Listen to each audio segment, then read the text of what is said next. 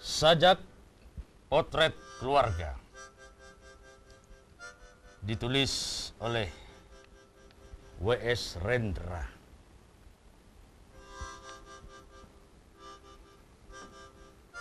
Tanggal 15 tahun rembulan, wajah Molek bersolek di angkasa. Kemarau dingin, jalan berdebu. Ular yang lewat di pagut naga. Burung terkukur, terpisah dari sarangnya. Kepada rekannya berkatalah suami itu, semuanya akan beres. Pasti beres.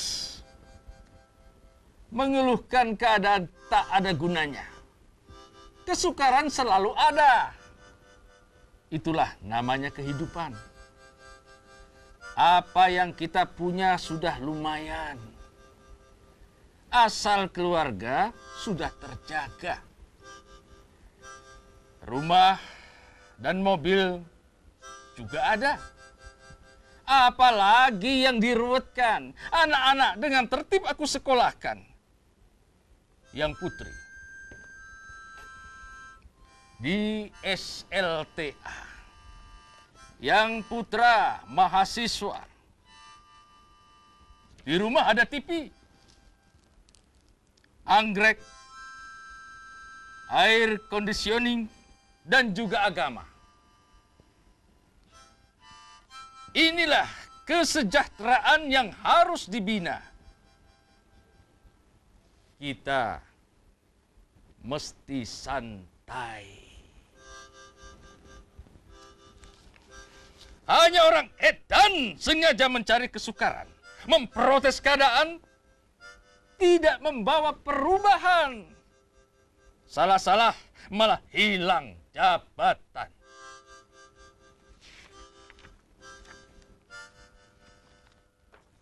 Tanggal 15 tahun rembulan, angin kemarau tergantung di belimbing berkembang. Malam disambut suara halus dalam rerumputan.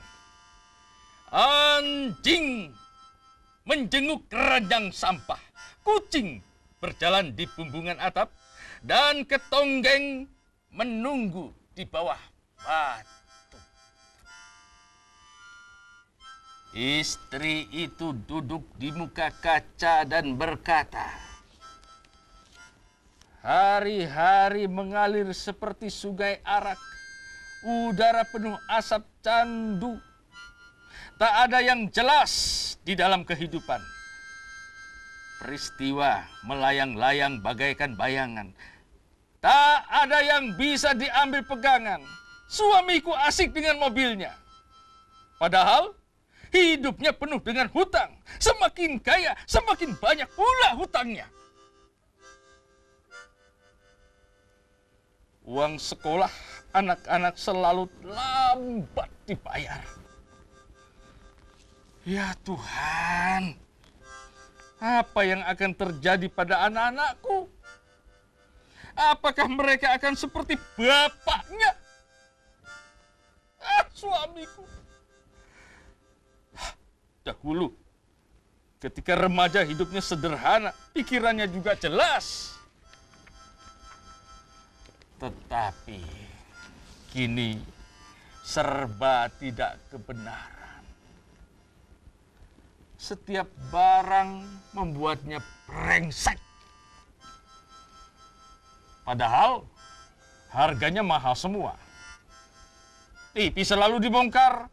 Gambar yang sudah jelas masih juga dibenar-benarkan. Akhirnya tertidur. Sementara TV-nya membuat kegaduhan. Tak ada lagi yang bisa menghiburnya. Gampang marah soal mobil, gampang pula kambuh bludreknya. Makanan dengan cermat dijaga. Malahan kena sakit gula. Akulah yang selalu kena luapan. Ia marah karena tak berdaya. Ia menyembunyikan kegagalan. Ia hanya hanyut dalam kemauan zaman, tidak gagah, tidak berdaya melawannya.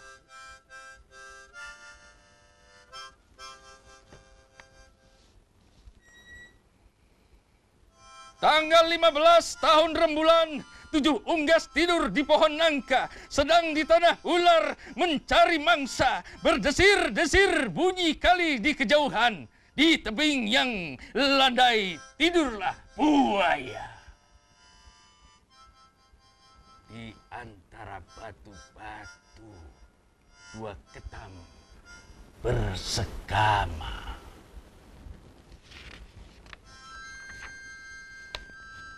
Sang putri di SLA berkata, "Kawinilah aku, buatlah aku mengandung, bawalah aku pergi, jadikanlah aku babu. Aku membenci duniaku ini. Semuanya serba salah. Setiap orang gampang marah. Ayahku gampang marah lantaran mobil dan TV. Ibuku gampang marah lantaran tak berani marah kepada ayah." Suasana tegang di dalam rumah. Meskipun rapi perabotannya, aku yakin keluargaku mencintaiku. Tetapi semuanya ini untuk apa? Untuk apa hidup keluargaku ini? Apakah ayah hidup untuk mobil dan TV? Apakah ibu hidup karena tak tahu pilihan? Dan aku? Apa jadinya aku nanti? 13 tahun aku belajar di sekolah, tetapi belum juga mampu berdiri sendiri. Untuk apakah? Untuk apakah hidupku? Untuk makan? Untuk baca komik? Untuk apa?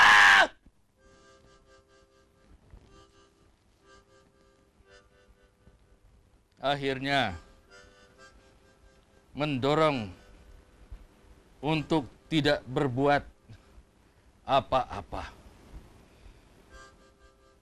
Kemacetan mencengkeram hidup kami.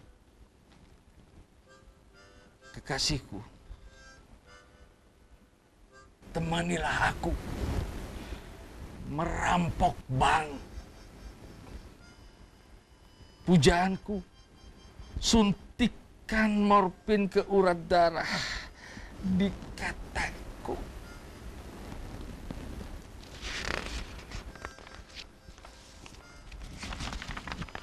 Tanggal 15 tahun rembulan, atap-atap rumah nampak jelas bentuknya.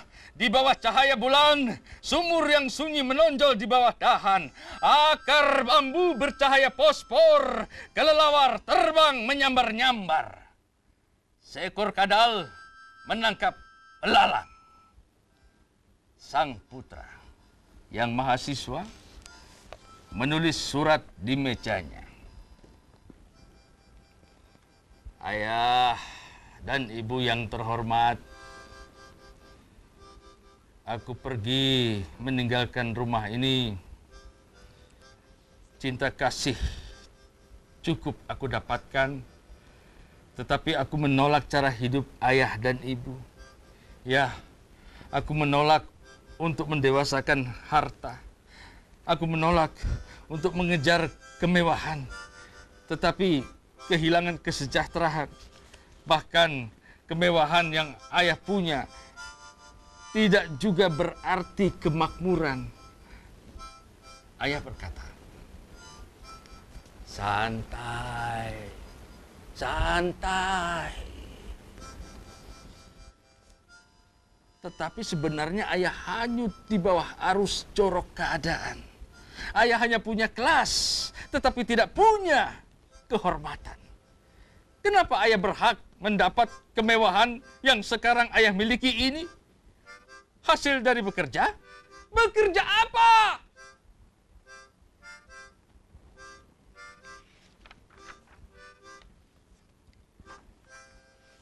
Apakah produksi dan jasa seseorang birokrat yang korupsi, seorang petani lebih produktif dari ayah? Seorang buruh lebih punya jasa yang nyata? Ayah hanya bisa membuat peraturan. Ayah hanya bisa tunduk pada atasan. Ayah hanya bisa mendukung peraturan yang memisahkan rakyat dari penguasa. Ayah tidak produktif, melainkan destruktif.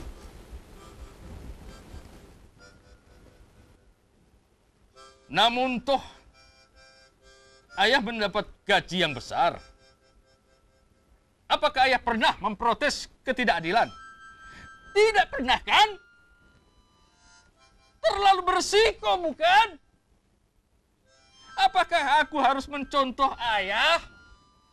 Sikap hidup ayah adalah pendidikan buruk bagi jiwaku.